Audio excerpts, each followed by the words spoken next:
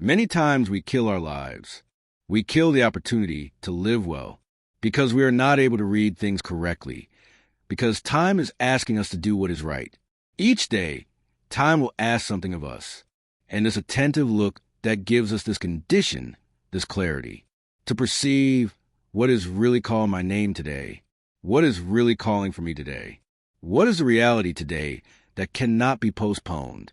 My people, sometimes we are so negligent in perceiving this that sometimes we waste a month, a year, 10, 20, putting our efforts into a reality that was not even meant for that moment. And that is why it is so interesting for us to develop the ability to say no and say yes, because this is a skill that only maturity brings us. That sometimes, because we are immature, we do not even know how to say no. We do not know how to look at the urgencies of time. So we live to please others. Before pleasing others, you need to perceive what life is asking of you. Because not always what the other person wants. What you can do to please the other person. Is it in line with what life is asking of you? Even because we grow, we have to have the courage to cut. Many, many things the sacred scripture says. A time to kill, a time to give birth. Everything depends on perception. Sharp, which we need to have to look at the present moment and discover what really deserves our commitment. How many times in my life have I put my effort in the wrong place, in the wrong issue, and then there is no way to be happy.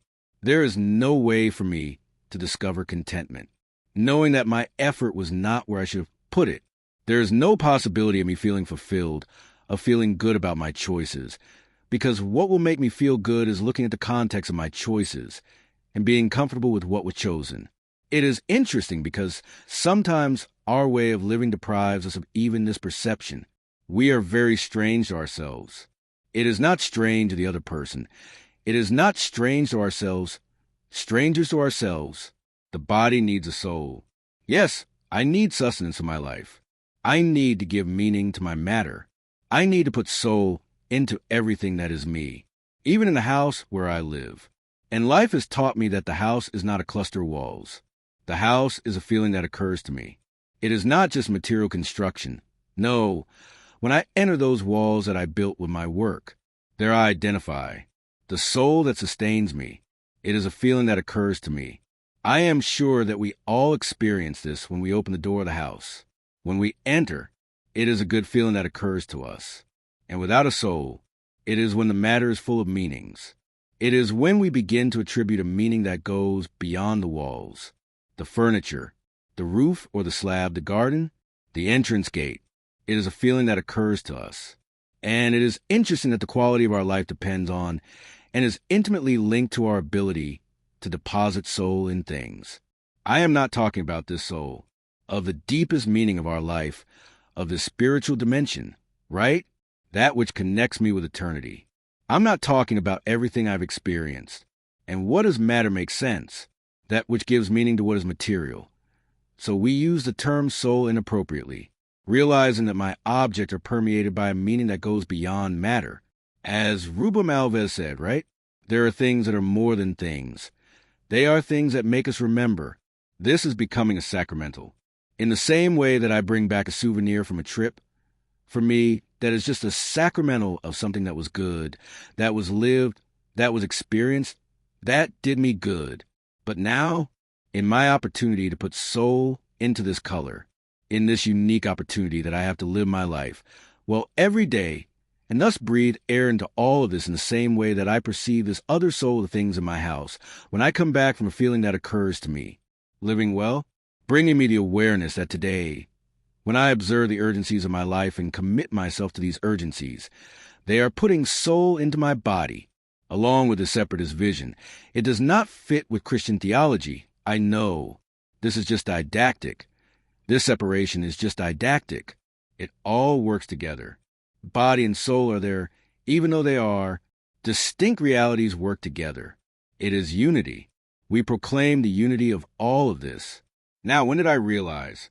When did I identify that I am not doing what I am not committed myself to in order to live well?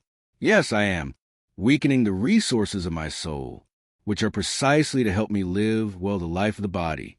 They work together, my people, that we often neglect the observance of time. As the scripture says, the sacred writer says exactly that.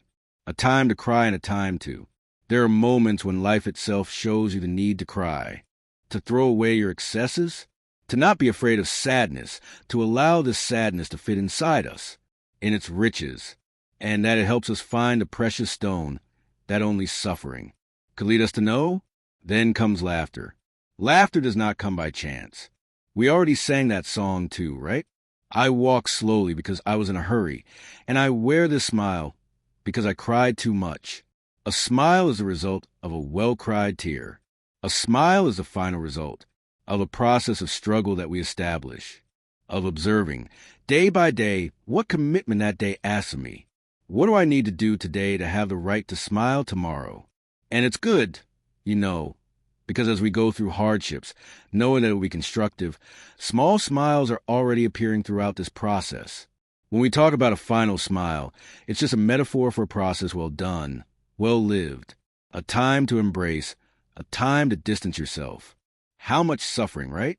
To realize the distance as necessary for the growth of the other. It's that child who leaves to study. Isn't it possible to keep children? That's why it's time to embrace and time to care. It's time to be together, and there will come a time when this distance will be necessary for the course of life itself.